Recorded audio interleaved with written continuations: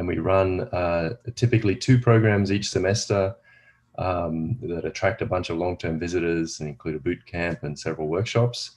This semester we're hosting 2 programs entirely online: probability, geometry and computation in high dimensions, and the theory of reinforcement learning. And together these involve around 200 participants, so more than a usual semester. Welcome to the final workshop of the reinforcement learning program, the mathematics of online decision making. A big thank you to our events coordinator, Ashley Hassan, for all her work on the logistics, and to Omid Farr, our videographer. And also a big thank you to our organizers, Mengdi Wang, Emma Brunskill and Sean Mine, for doing a great job in putting together an exciting program for this week's workshop. I'm going to hand over to Mengdi now to say a few words about this week's workshop. Okay, so hello everyone, welcome to our last workshop. So my name is Mengdi Wang. I'm a professor at Princeton University and I work on RL. So I'll hand it over to Emma and then to Sean. Hi, I'm Emma Brunskill. I'm an assistant professor of computer science at Stanford University, where I focus on reinforcement learning and the technical questions that come up when we think about applying that to problems involving people like healthcare and education. Sean? Great, thank you. So yes, I'm Sean Mine from the University of Florida, and I work in reinforcement learning and control systems and application to energy systems. And I was asked just to say a couple of words for the 3 of us. So first of all, the best is left for last. This is the entire program. One of the things that's been excited about it is that it's very multidisciplinary, and I think this workshop is probably the most interdisciplinary of all the workshops so far. Some might ask, what do we mean by batch methods? This is mainly synonym for offline, because there's been a lot of emphasis on sort of online analysis, like in Bandits. And here we'll see a lot of that, but it's a much much discussion and a lot of simulation-based techniques which are inherently offline. The emphasis on interdisciplinary nature of the material. We have people from statistics, simulation, control systems, queuing theory, which means it's probably going to be much more important to have conversations. So please come to the discussions, the panels, and to GatherTown so we can have some discussions and get some new ideas. Thanks, Sean. And just as a reminder for everybody, on the website is the full schedule. Yeah.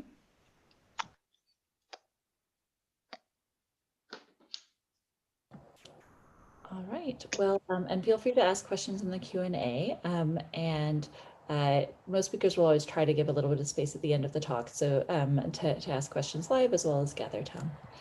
Mengdi and Sean, are we forgetting anything, or should we go ahead and introduce Sean? Introduce Shie. Yeah, let's go ahead. I think you wanna introduce Shie.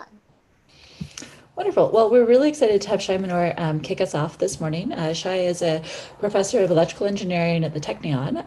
He graduated from there with a PhD in electrical engineering and then was a Fulbright scholar at MIT, working with John Tzitlikis for a few years before holding one of the Canada research chairs in machine learning over at McGill. And then he moved back to Technion. He's been there for, I believe, about a decade.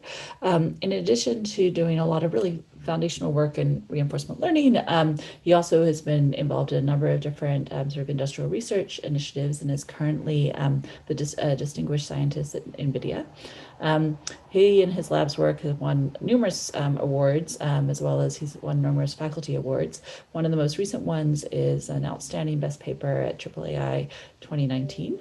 And I always track their lab's work a lot. I think there's a lot of really interesting work that they've been doing in a number of areas, and I'm excited to see what he'll tell us about today. Thanks for joining us. So thank you, Emma. Thanks, Sean and Mengdi, for putting this wonderful program. So today I'm going to talk about a somewhat unusual topic for my lab. This is something that we've started looking at in the last couple of years. This talk is going to be about online learning, where you have lots of batch data, but it's really about an emergent marriage between two disciplines, and that's causal inference and reinforcement learning. So I've been an RL person, and for this line of research, I work together with Uri Shalit, who's another professor at the Technion, who's a causal inference person. And in this work, we try to sort of figure out what is the joint between those two disciplines, and we'll even show you a dictionary of how to translate causal inference paper to RL, and vice versa. So maybe you can double dip and get two papers for the price of one.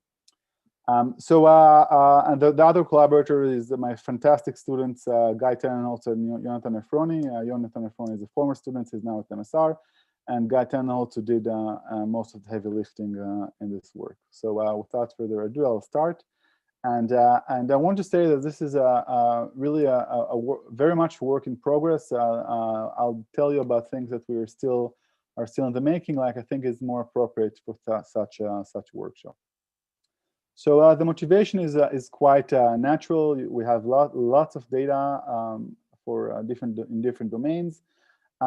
So I've worked in the last few years on autonomous driving, first for Ford and later now for NVIDIA a little bit.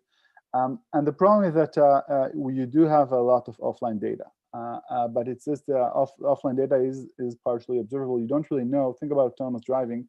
You don't really know what exactly happened to the car. You don't know what the driver saw, felt, smelled, listened. I mean, you just get the sensors, and there are lots of things that are happening around you, and you don't have this awareness. And what is known is that when you have large amounts of offline data, your estimates can be confounded by lots of spurious correlation. And in fact, what we'll show today that because of this issue of confounders or partial observability, things can go quite wrong. And I think that it is for us as a community to figure out how to remedy the situation of having biased estimates because of partial observability. So when you want to use offline data for RL, then basically the basic problem is what we call off-policy evaluation. So basically, I have one policy, and I want to from which all data was recorded. I have another policy that I believe, for some reason, is pretty good. I want to evaluate the new policy based on the data that I have before. This is an age-old problem, has been studied at length. People have looked at it at many situations, and we'll talk a little bit more about the situation where you have a lot of offline data, but you also have the ability to do some online stuff. So this talk will have really two technical parts. In the first part, I'm going to talk about bandits, and in the second part, I'm going to go overboard and talk about POMDPs. So let's start with the simplest case, the bandit case, and let's see what offline data can buy you when you're running bandits. And this talk was not planned for 25 minutes. So what I'm going to do, because the slides are going to be in the website, I'm not going to dive into some of the technical details because I'm not sure that they're relevant for presenting the whole pictures. But nevertheless, if someone is interested, the slides will be online shortly after this talk, so you can go and dive into it. And you're always welcome to shoot me an email, and if you have questions, I'll hopefully respond shortly. Okay, so the first part is about linear bandits when the data is confounded. So the setting is mixed. You have lots of offline data, but you also have access to some online simulation abilities. So it's a linear contextual bandit. So just to make sure that we're all on the same page, there are T trials that are sort of the online trial that you have. There are a discrete action, and there are IID context. So the context, think about like a vector in RD. The dimension is the context are d-dimensional, and the reward is given by an inner product between the context and some weight vector. And this weight vector, had you only known this weight vector, there is no problem. The problem is easily solved. So this is sort of the classical linear contextual bandit. your objective is, or the class standard objective is to minimize the regret. So this problem has been solved, I think, with upper and matching lower bounds for the online setting, and now the question is really what can we do when we have offline data? Just to make sure that we are on the same page here, the regret is how much you get. So this is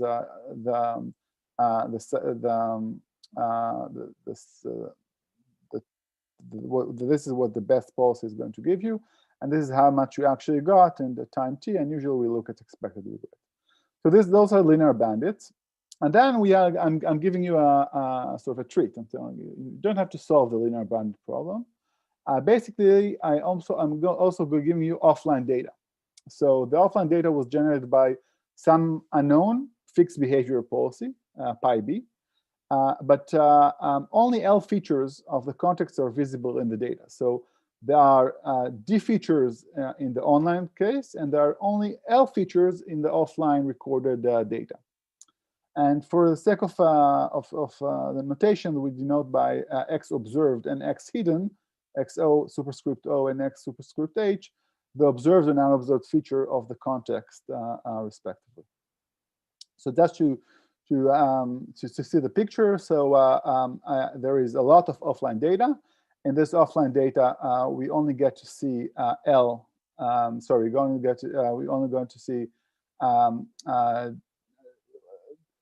the D minus L samples, and then in the online data we get to see all the D-dimensional samples, and now we want to make sense out of everything. So basically, the question is if we can even use the offline data. Like how would you go about using that? So one approach would be just ignore. So basically, let's suppose that we ignore that the data is partially observable. So in that case, we can solve, for example, the least squares problem, and that we can. For now, even let's assume that we have a lot of offline data. So we have even infinitely many. There is infinitely many data points. So there is, assuming under some minor assumption on the behavioral data pi b, then you don't need to sample. There is no question here of uncertainty.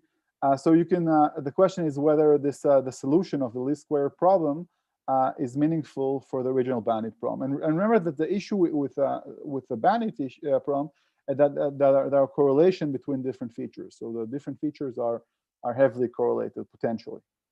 Okay. So basically, one thing that you can easily show is that if under some minor conditions, the solution that you solved that we can solve by a least square problem, and that's essentially reduces the dimensionality of the space that you need to work in from D to D minus L. So you get L linear dependencies on the data that you have, and basically what is possible to do is you can achieve a regret that instead of having the dependency like D square root of KT, which is what you would expect, you can have D minus L square root of KT. So and then basically you need to go through some mathematical details, which I don't want to go into. But the point of this exercise, which you can see in the slides at a later point, is that you can reduce your regret from a linear factor in D to D minus L, and presumably if D is and if L is very close to D, so if you manage to get most of the observation or dimensionality observation is high, then your problem become much easier. So I'm going to skip those parts, and basically the main result here that you can run an awful type algorithm, awful the optimism inference of uncertainty. That will get you, and the details are I think less important, a regret that depends on D minus L rather than D. So the conclusion of the story here is that you can use offline data. It reduces your actual online complexity, and that confounders matter. So it is important to actually be able to have offline data. And even if this offline data is not exactly the same as the online data, it still gives you value. So conclusion is never throw data away. Okay, so this was a warm-up just to show that there is value in offline data. And now let's talk about off-policy evaluation in RL in general. And what I'm going to do, I'm going to start with initially even just explaining the problem. So suppose we have data that is generated by PIB, that's our behavior policy. So we have different trajectories. And those trajectories just are state, action, rewards, and so forth. So maybe you have many of those. So you can, if you want, you can build a model. So the problem of evaluating a new policy in MDPs, this is a well-studied problem. You can do important sampling. You can try to reduce the variance of important sampling. There are different things you can do. Those are, I think, pretty well established. You can compute the variance of the estimation. Even you can have error bounds and so forth.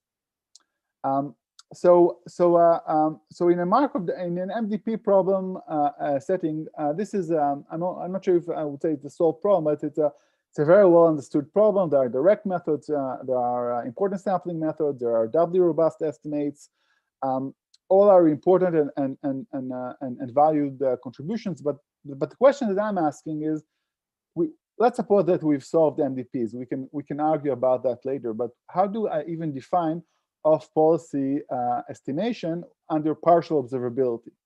So when I don't have full observability, when I don't have an MDP situation, but rather a POMDP situation, where there is some partial observability, then it's not even clear how do I do that. Like, how do I even evaluate, how do I even define the off-policy estimation problem? So let's start with an example. So this example is an example of probabilistic maintenance. It's a classical example in operations research. Suppose we have a machine that we need to maintain on a monthly basis. Every month, an expert comes, checks the machine, listens to it, knocks on it, and then tells us if we should fix it or not fix it. And the expert knows, like the expert actually knows whether the machine is working properly. And then they can decide if they want to fix the machine or not. So let's see an example. So it's a mock-up example. So we have a machine which is either working or broken, and their actions are fixed or not fixed. So maybe the dynamics look something like that. If it's working and we fix it, then it's fixed. If it's broken and we decide if it's working, and then we decide to if it's broken and decide to fix it, then it's fixed. And this is sort of the rest of the thing. Let's assume that there is a probability of 0.9 that it will, if we don't fix it and it's working, that it will stay working, and 0.1 that it will break down. So this is a pretty simple problem, and just for the sake of discussion, let's make the rewards -1 if we fix, and if it's broken, then we get a -10. So it always costs us to when the machine is in a broken situation. And let's suppose that the historical policy is to fix when it's working with probability 0.9, and to fix when it's broken with probability when it's working to fix it at 0.1, and when it's broken to fix it with 0.9. This is just an illustration. Okay, but we only see noisy observations. Like, we don't have access to the expert itself. We see, for example, say the temperature of the machine. So if the machine is working, maybe we see that it's hot with probability 0.1, and that it's normal with 0.9, and the other way around when it's broken. So again, for the sake of illustration, we don't have perfect observability of the true state of the machine. So we can do importance sampling at the function of the state, the state unknown to us, or we can do importance sampling in the POMDP environment, which is really what we have, but now it's of the function of the observation. hot or cold or not hot. So now we can look at those two estimators. For example, the function of the horizon h. Okay, and this is what we do here is precise. So the estimation has nothing to do with this. And we look at the horizon and look at the estimation, and this is sort of the true importance sampling estimation had we seen the state. And I don't even remember what pi e here. Pi b is the expert policy, and pi e is something else, not really important. And pi e, which I called it naive, is a function of the observation. So we see that there is a divergence here. So basically, our importance sampling estimation of the value of the policy, the policy estimation, becomes worse and worse as the horizon becomes longer, which means that basically our belief becomes random. Once our belief becomes random, then we don't know what we're doing. We're just making a blunder of an estimate. So this example, which is an exact computation, just goes to show you that if you're going to replace importance sampling of the function of state with importance sampling of the function of observation, even in this very simple two-state, two-observation, two-action problem, then things are not going to work well. Okay, so the first question that we ask is how we even define OPE, policy evaluation under partial observability. So let's talk about POMDPs. And what I'm going to do now is I'm going to introduce the notation used by our friends who are into causal inference. So in a POMDP situation, there is a state S0. This is let's suppose for now this is not random, and somebody observes this state S0, and this person who is using the behavior policy, the expert in the maintenance example, is going to choose the action A0. Now, A0 and S0 both affect R0. This is a rewarded time 0. And then S0 and A0 both affect S1. So this is really an MDP representation of causal. This is called the causal inference diagram. And this just tells you what variables affect which variables. So in this case, S1 is affected by A0 and S0. So the state at time 1 is affected by the action and by the action time 0, and the state at time 0. But note that it's, for example, is not affected by the reward at time 0. That's sort of the standard MDP notation. And now we can continue to the next step and the next step and the next step. And the assumption here is that the behavior policy is cognizant of the state itself. So it actually gets to see the state itself, and this can continue. Okay. Now, what happens in the partial observability case? So now there is a state S0. It affects an observation at time 0. We, or the agent, or whoever we're trying to evaluate, gets to see the observation, but does not get to see the states. So now they can use this observation to form an action A0. As a result, the reward is R0 is now depends on S0 and A0. Note that the reward does not depend on O0 because conditional on the action, the reward is independent. This is sort of the standard assumption in MDPs. And we can continue for moving to the next state, and now for the next action. So now it's sort of important to understand that when I evaluate the policy, I can take a look at the observation at time 0, the observation at time 1, and use both of them to form the action at time 1. So the action at time 1 does not have to depend only on O1; it can depend, in principle, on the entire history.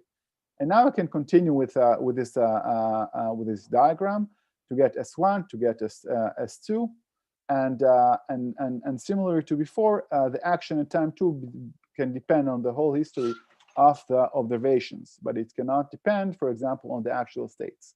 So this diagram, which is a conditional independence of the decisions, tells us the probabilistic story, and that's what causal inference people seem to care about the most. And this is something that, if there is one thing you want to take from this talk, that those diagrams tell a whole different story of what depends on what. Okay, so just to make sure that we're all on the same page here, so the behavioral policy can depend on the state. Therefore, the state is going to affect the action. So you see the lines between S0 and A0, between S1 and A1, and so forth.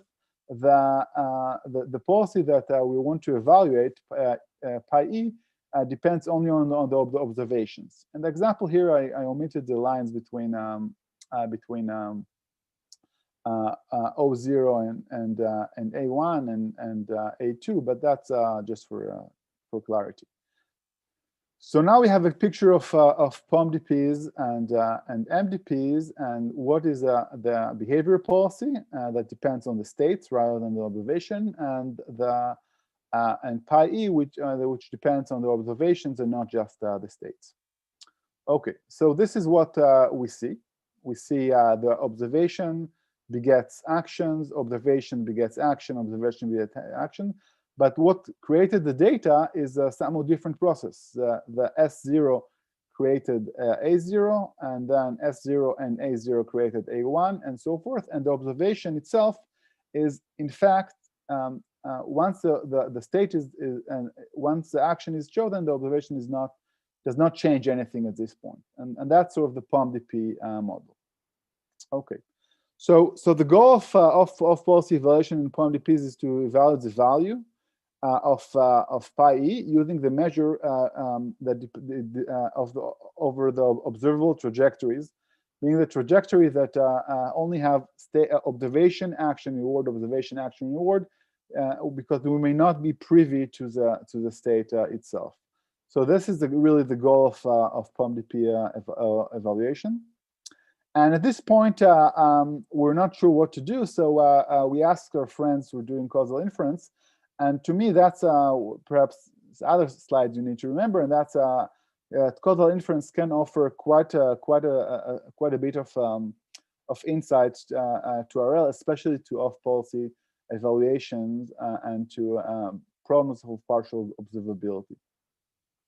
So so when you do off-policy evaluation, you do not have access to the same data that the agent has. And a good example is physicians treatment in ICUs. And basically the issue that there is a state, this state may not be observed by even the physician, but even if it does, all that we get usually to see are the observations. So measurements and actions that were made by the physician, but we're not exactly sure why the physician made whatever observation. And those underlying reasons for making those decisions are what we call confounders. So this is something that we don't know why. We may never know why, but we still want to be able to do off-policy evaluation. And that seems a little bit like magic, because there is no way for us to even know where what are the confounders, but still we want to be able to do something which is interesting. And there are sort of two fundamental questions here. Is first, what you cannot do. So think about it as impossibility results or lower bounds, or basically tell you what you cannot do with this offline data, and positive results, under which cases actually you can perhaps surprisingly do something with the offline data. So we created a dictionary to be able to work on those problems, and this is really a dictionary for you to use. And one way you can think about it, that you have what we call states, observed or not, are they call confounders. What we call actions, they call treatments. What we call rewards, they call outcomes. What we call behavior policy, they call the treatment process. What we call observations, they call proxy variables. So it's a bit weird to use their language, but nevertheless, they were first. So I think we should give them some credit. And then in terms of things that you can do, there are typical activities that you can think about it, and they use a specific language. So they talk about association as what we would call observing, intervention as doing actions in our language, and counterfactual is I think imagining or retrospection is something we don't typically do, and then and that's something that is also important. So those are the three layers causal hierarchy, and we as RL people, I think, should be cognizant of what they're doing and understand the implications for us. So in a recent paper, we showed that under some invertibility assumptions, which I'll show on the next slide, but I'm not going to discuss, just to make sure that whoever is interested can later check. But basically, if the dynamics are invertible and there are enough observations, you can essentially propagate back and figure out what exactly happens. So you can derive a function which may be complicated, but still a function of the observable data that would give you the off-policy evaluation. So this is a theorem. I'm just putting it for a short second because this is something that you can read later. It's just something technical, but there is something that is more interesting here, I think, and that's the causal structure of the POMDP is something that is somewhat unnatural, and it's in some sense it's a little bit too descriptive. So there really technically we need to invert large matrices, but also the structure itself is not too comfortable to work with. So we don't know how to solve it for general POMDPs. We don't know how to do off-policy evaluation for general POMDPs. We suspect it is impossible. But one thing that we can do is to define a specific type of POMDPs, what we call decoupled POMDPs. And this is really the slide I want to get into. So here we have a POMDP on the left, and on the right we have a decoupled POMDP, and we present it from a causal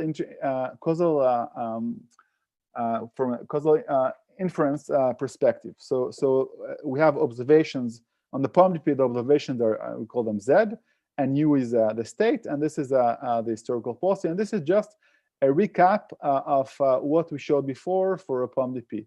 So there is a state U. It creates observations. For the case of the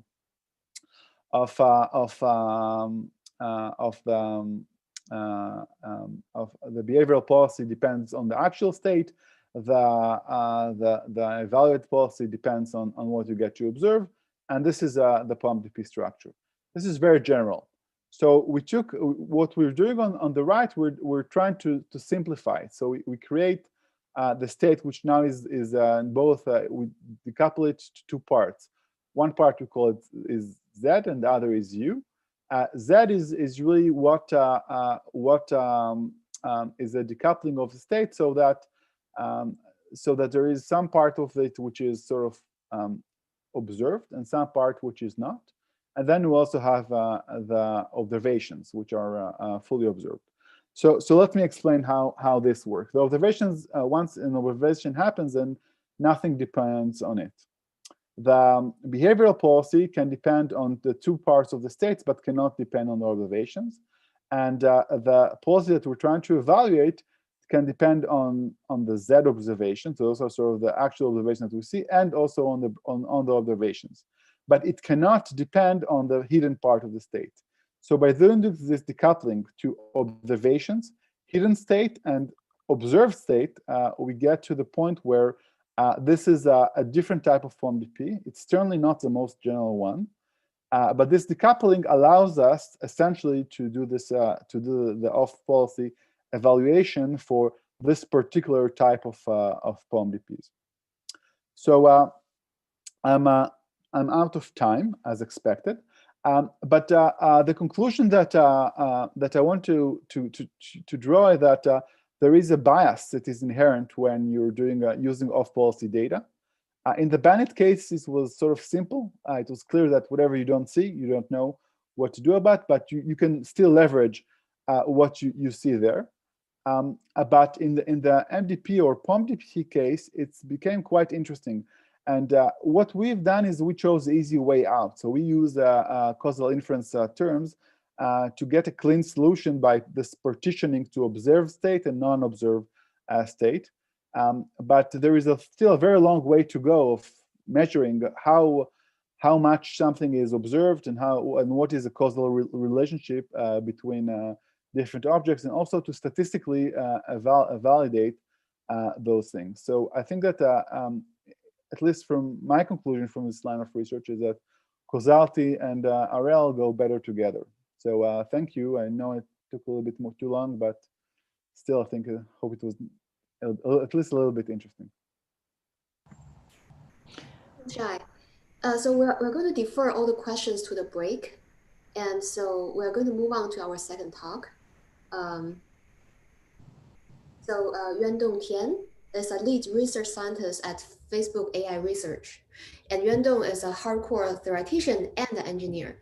So Yuandong works on like deep learning theory, reinforcement learning theory, and a bunch of theoretical machine learning topics. And he's also a hardcore engineer, and he almost single-handedly developed